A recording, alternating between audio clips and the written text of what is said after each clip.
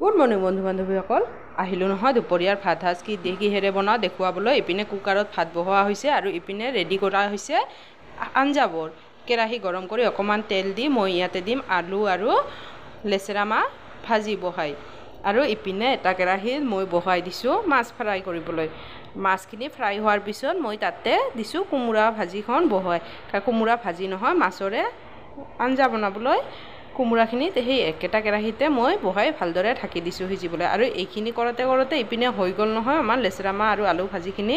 সেই একেটা কেৰাহীতে মই এইবাৰ দিম ভেন্দিখিনি বেলেগ একো কৰা নহয়, তেলতে ভাজি লোৱা হ'ব।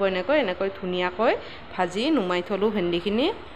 আৰু ইপিনে মাছৰ মই জোলৰ কাৰণে পানী দি দিছোঁ, আৰু ভেন্দি ভাজিখন নুমাই কেৰাহীটোত মই দিলোঁ টেঙা বনাবলৈ। আৰু টেঙা আছে এইখিনি আজি জিকাই থোৱা টেঙাখিনি মই দি অকণমান পাঁচফোৰণ আৰু শুকান জলকীয়া